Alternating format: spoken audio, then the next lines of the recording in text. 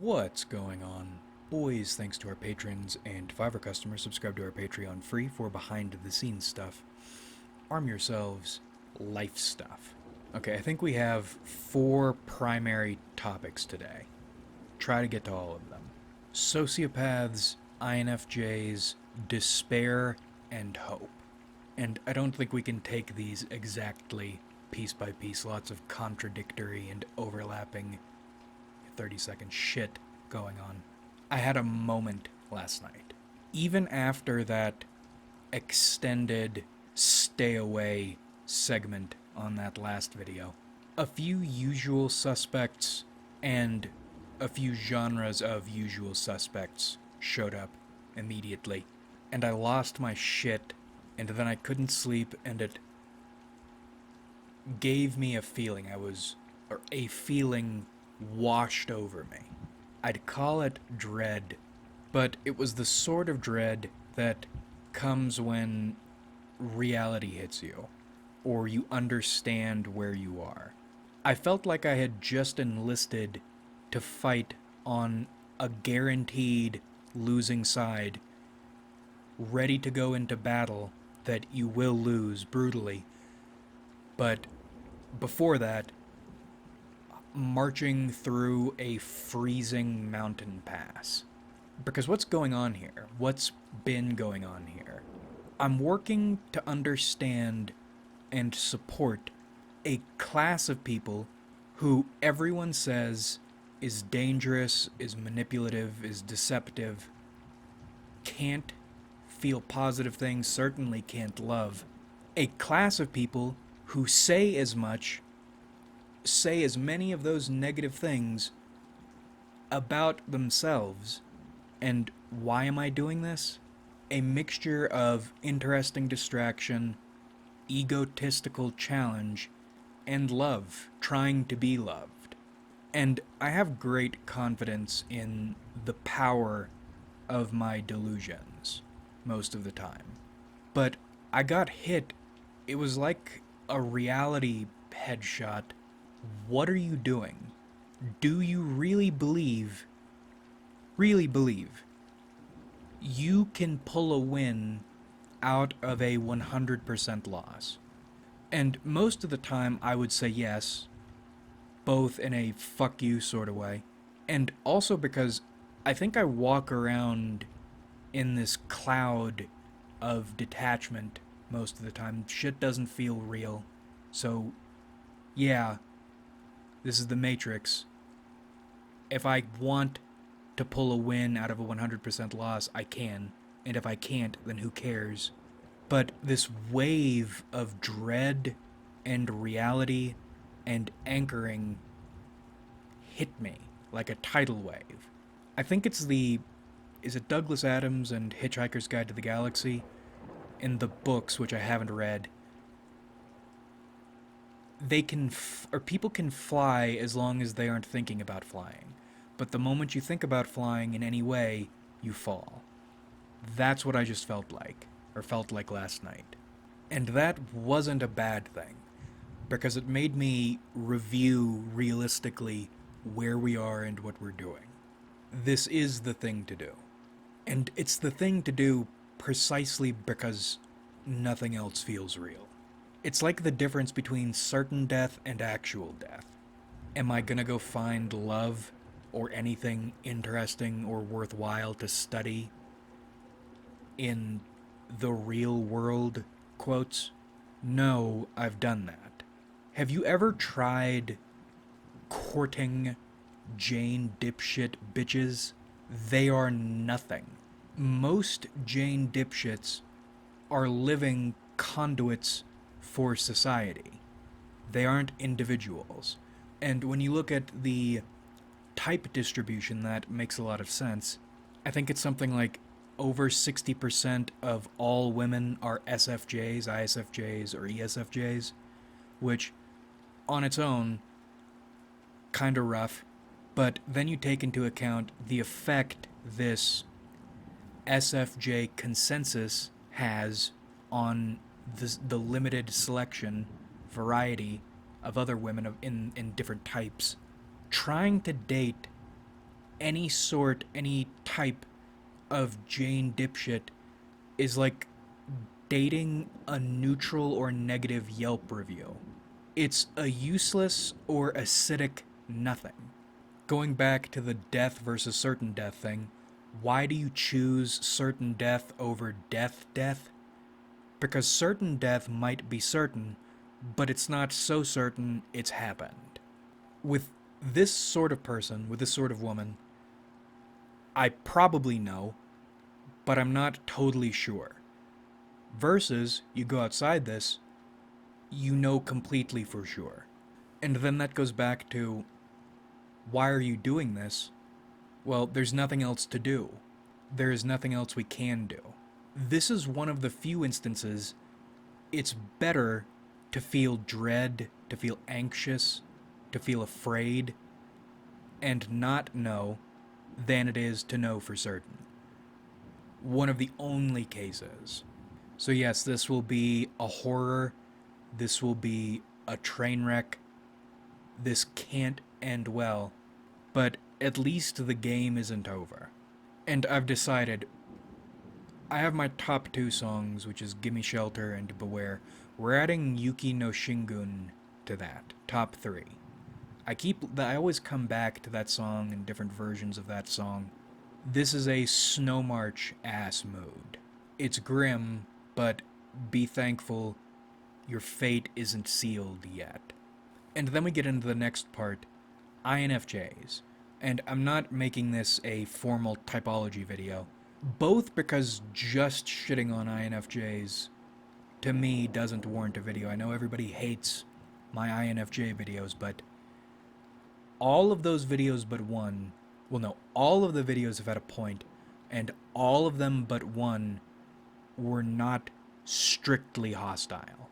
And I guess this segment of this video does have a point, but that leads us to the second part of this. I don't want to deal with the INFJ mob right now.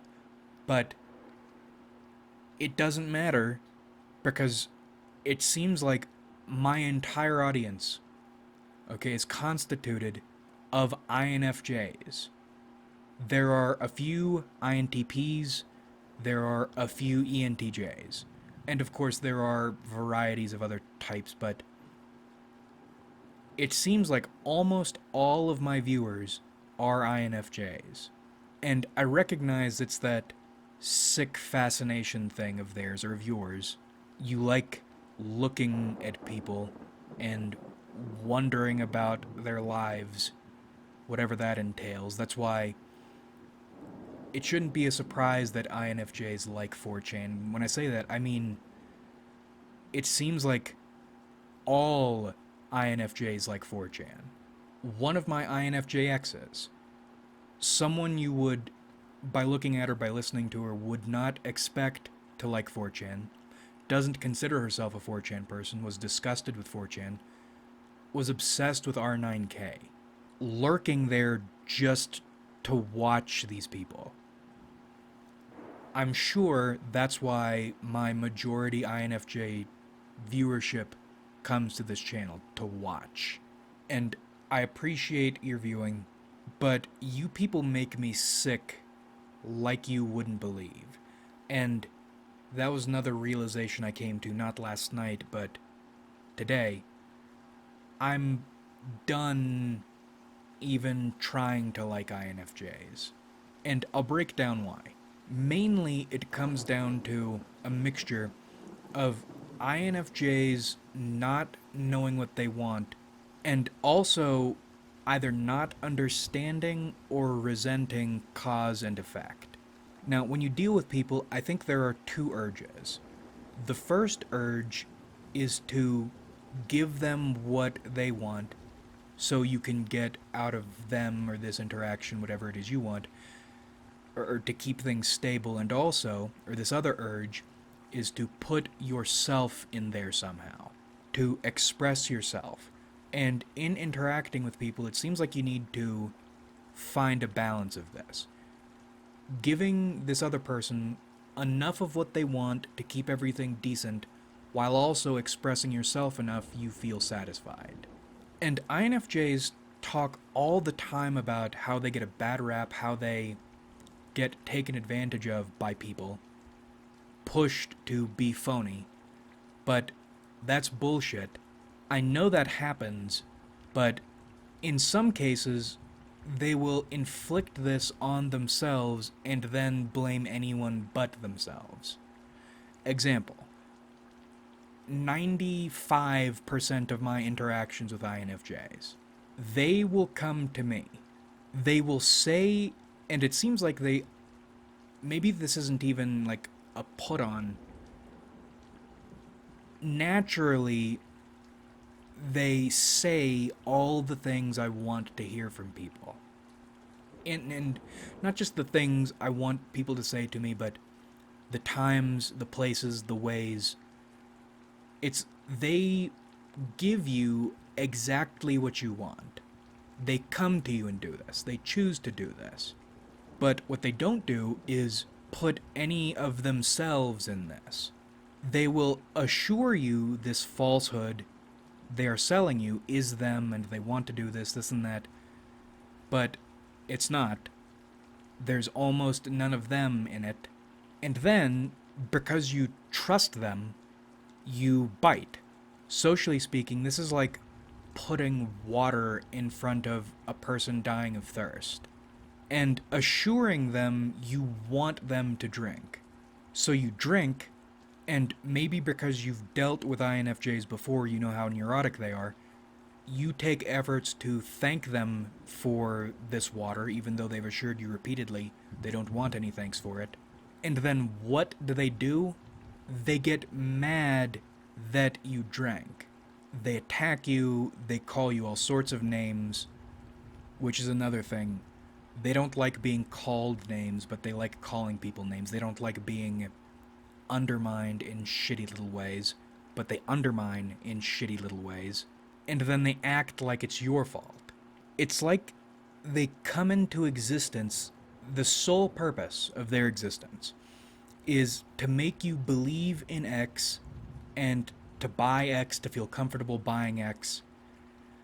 And then they attack you for not buying Y, and you had no idea Y even existed. And this is even after you develop experience with INFJs. You know why whatever it is somewhere. You go hunting for why. You interrogate them for why. It's like they believe why doesn't exist. They don't know what you're talking about. So finally, after enough bullshit, because you're dying of dehydration, you drink the water, you buy X, and then they attack you for not buying Y.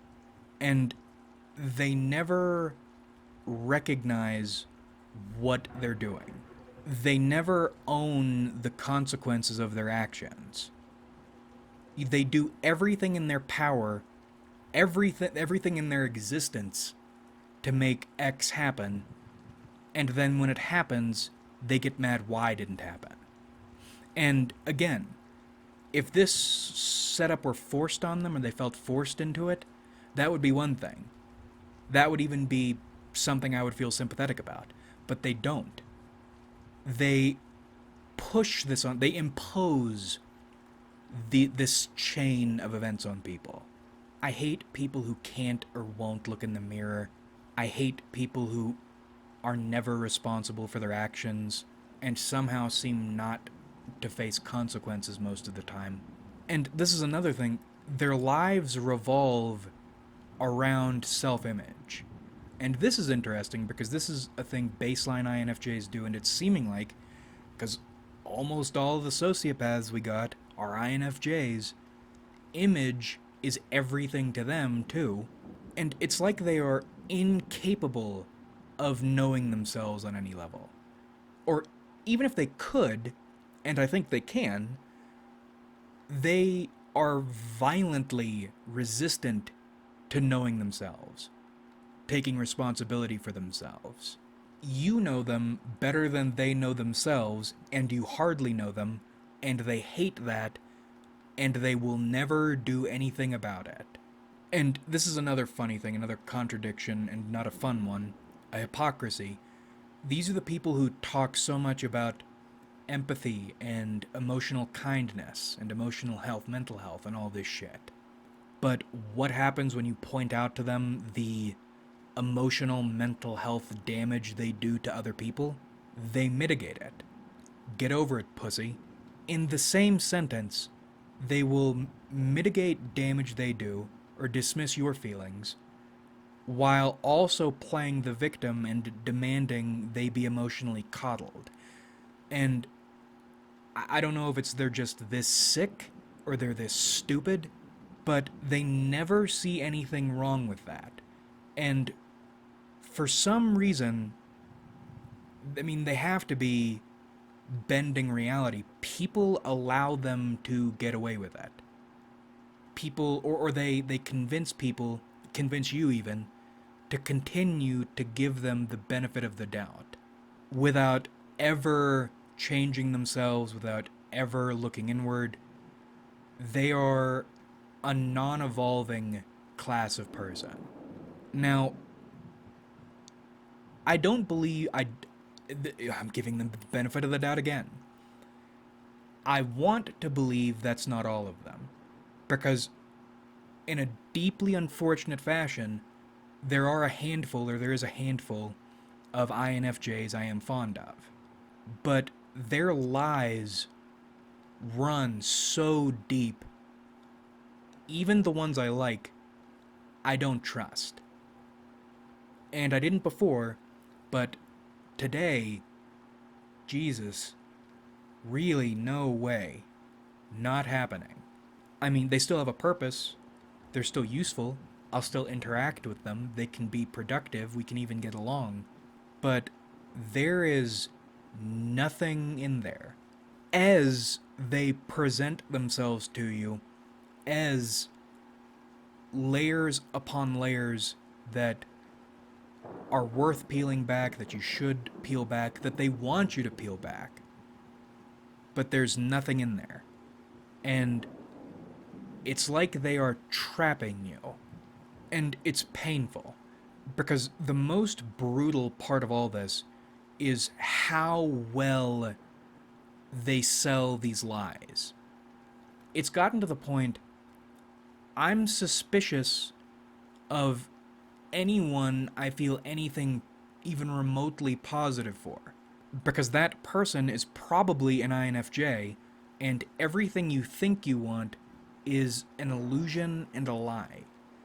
But they're so good at selling them, and they will push themselves on you to try to get it sold just so they can, I don't know, is this some kind of vampiric ritual?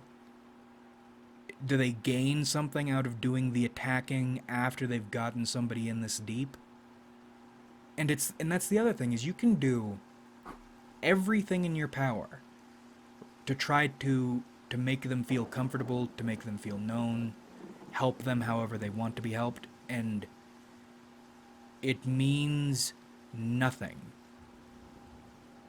Their existence is to get you to bite so they can pull you in and attack you.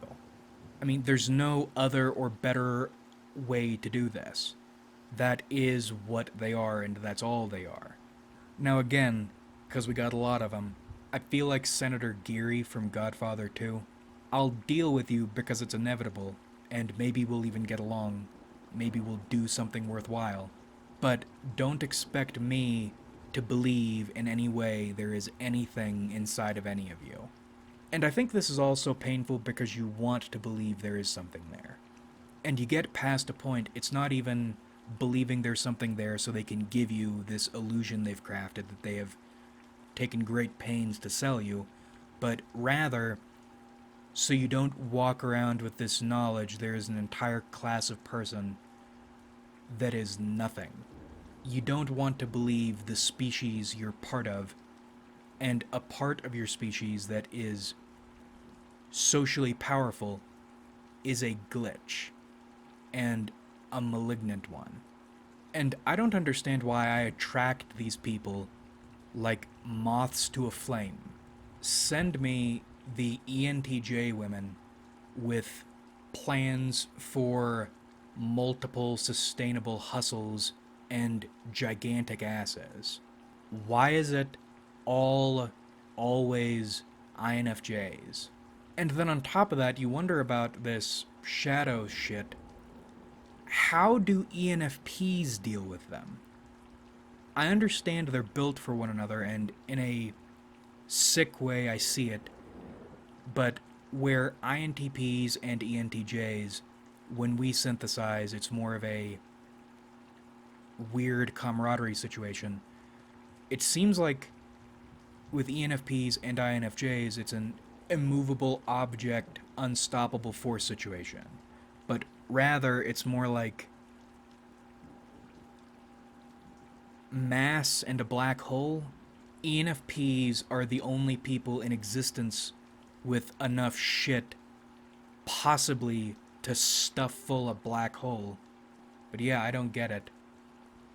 Go to an ENFP's channel. Or is it because ENFPs will both buy whatever it is, this lie you're selling, and also not give a shit about it? So when you try to attack them, nothing happens, but they'll keep buying and they'll keep not caring. I have no idea. Anyway, despise INFJs, they are doing irreparable damage to my mental health every day.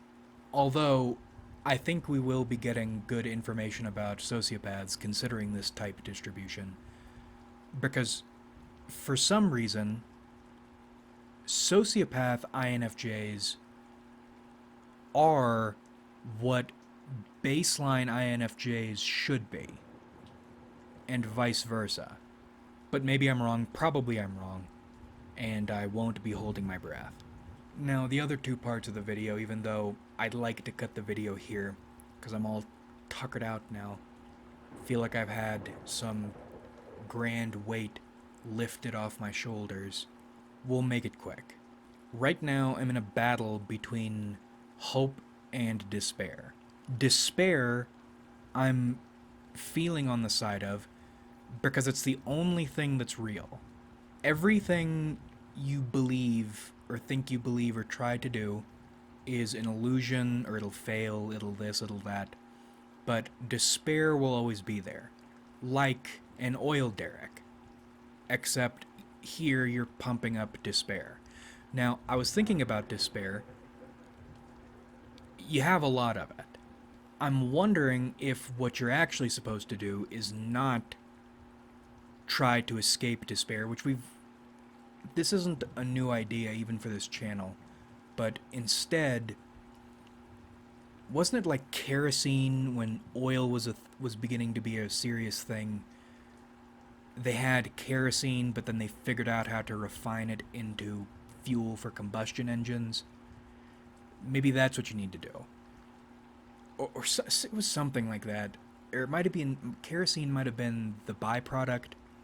Anyway, you have a lot of despair. Maybe the real thing you need to be doing is figuring out how to refine despair into explosive combustible fuel.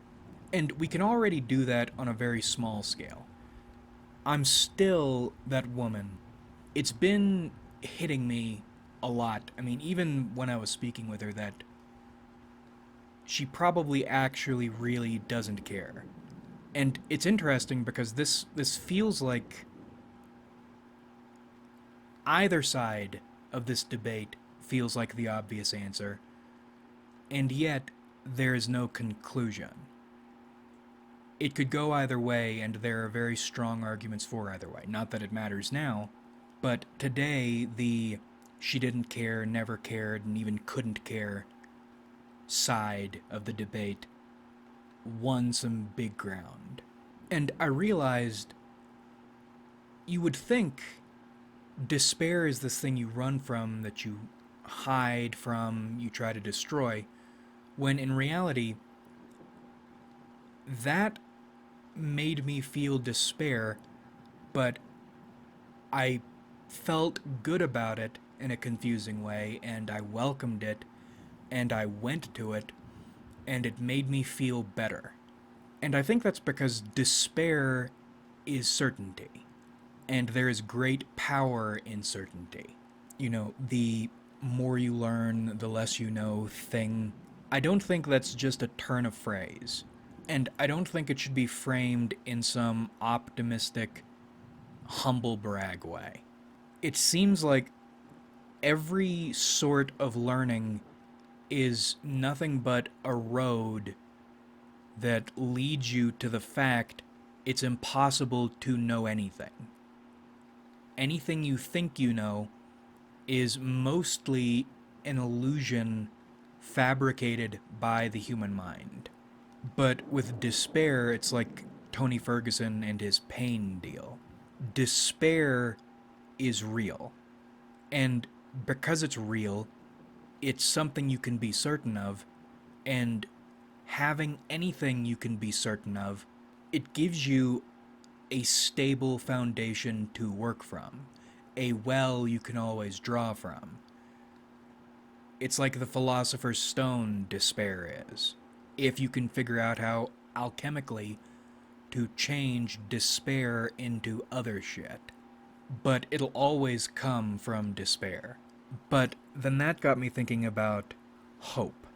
And I keep talking about this woman, and on one hand, that feels embarrassing, that feels pathetic.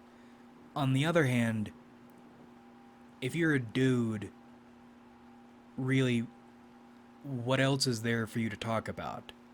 Or to serve as a frame of reference? Women are the best, and they're everything. One commenter a few weeks ago mentioned feeling bad for bringing up his ex frequently.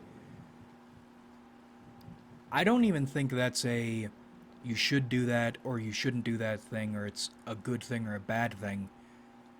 If you're a dude and a woman has an effect on you, it's a fact. And there's not much you can do about it. Except it is what it is. Except the sky is blue, and go on. Anyway, in relation to this woman, I was thinking it's easier and safer to hate or to despair than it is to love and to lose. Because my mind, my emotions, my body, all of them are looking for ways to hate this woman. Because if I can hate her, then it's settled.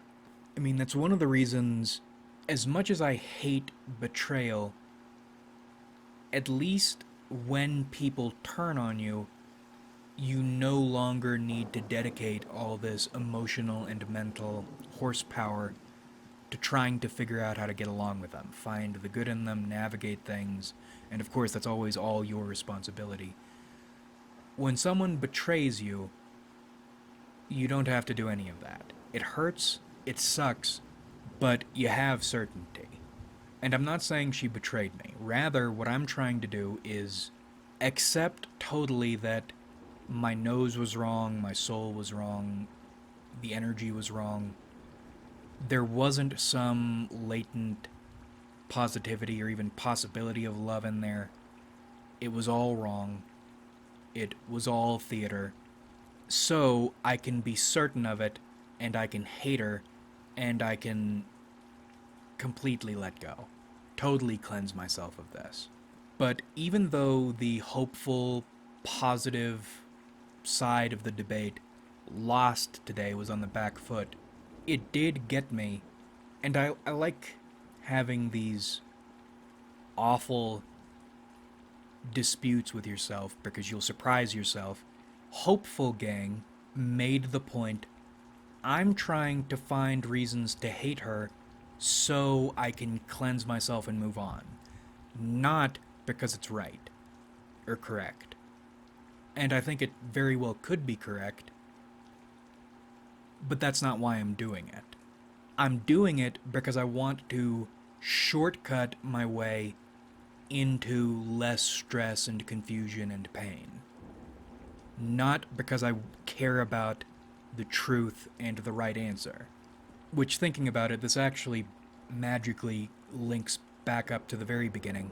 This is an instance hope could win not by winning a battle for hope, but instead by winning a battle against certainty, despair certainty. Once again, there is a huge difference between certain death and death. In relation to my emotions, I am trying to achieve death, so I don't need to bear the weight and the horror and the terror of certain death, which is not as certain as maybe it wants you to think it is. And emotionally, that makes a lot of sense, but if you care about discerning the truth, then you can't, you won't give yourself that easy out.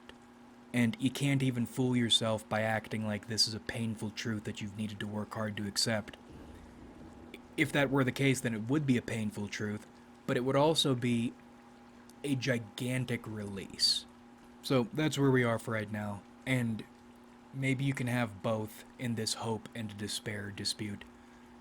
You probably should figure out how to operate the despair, Derrick, and refine your despair into other things, because even if hope does prevail sometimes, most of your life will still be despair, and you'd better know how to use it. But at the same time, even within, oh god, what is it? No Country for Old Men, when Sheriff Bell is talking about the steer, even in a contest between man and steer, the outcome isn't certain, or something close to that. I bought that book, and I'll probably read it, and I kind of want to go back and try to read Blood Meridian again now that it's out of common consciousness, and Joe Dipshit can't fuck up my lit theorizing. But I'm in the middle of the psychopath, sociopath book, the antisocial personalities book, in the middle of that stupid communications book, and when I want to read something fictional, I read this byline, Hemingway nonfiction, the articles he wrote when he was a newspaperman, and Hemingway just shitting all over Germans, which is therapeutic and calming. And why did I bring up the man and steer thing?